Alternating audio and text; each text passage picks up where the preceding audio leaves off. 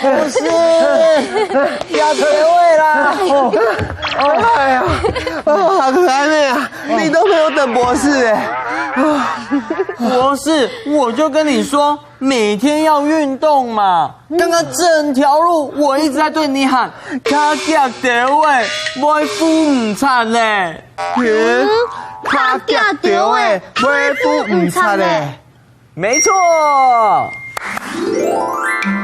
卡脚地位，买夫唔惨嘞。卡脚地位就是快点的意思。买夫唔差嘞，就是快来不及了，所以整句连在一起。卡脚地位，买夫唔差嘞，快点，快来不及了，一起练习一遍。卡脚地位，买夫唔差嘞，卡脚掉诶，买夫唔差嘞。恭贺！刚刚有说输的人可是要先抽一张惩罚卡，来吧来吧。哎呦，博士你抽啦！我抽，那我选这个。我们是什么惩罚？学大象自拍。这个啊我会。来来来，好，自拍哦。 1、2、3，学大象叫，1、2、3，啊！好了，我看一下，我看一下。哇，没想到你们两个很适合当大象哎。哎，不过我有一个问题哦，请问两位大象，你们平常鼻子是拿来喝水用的吗？不是哦，大象的鼻子啊，可是有很多很多功能的哦。大象，大象，你的鼻子怎么那么长？妈妈说鼻子长才是漂亮。妈妈，有大象的鼻子是短短的吗？怎么可能有啦？大象的鼻子短短的，很好笑哎。哎呀，我们长长的鼻子可是很厉害的，可以呼吸，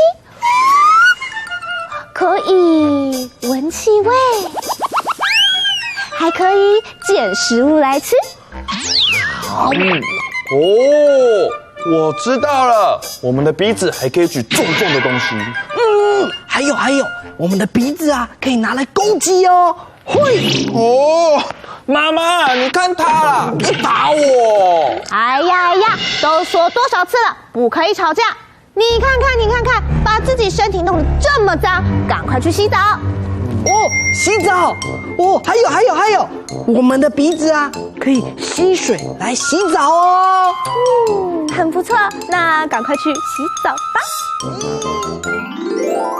生物学家相信啊，大象是一种具有高度智慧的动物，而且啊，它的鼻子不只是呼吸跟嗅觉的器官，更像我们人类的手一样有灵敏的触觉，所以可以用来找食物跟搬运。那大象真的是用鼻子来喝水的吗？不是的哟，大象啊会用鼻子来吸水，再把水送到嘴巴里。它每吸一口水啊，有5公升这么多哦。那很方便，还可以顺便洗澡哎。可爱妹说得很对哦。刚刚的比赛啊，要不是阿迪在我后面一直说啊，扰乱我的节奏，才不会输嘞。什么嘛！我刚刚在后面是提醒你，我还一直提醒你说卡脚地位，买夫唔赞嘞。奇怪，那不然我们再比一次，而且这次我不会在博士的后面了，因为比赛现在开始。他当然不会在谁后面啊，因为我们又没有他在比，他真的很爱比赛。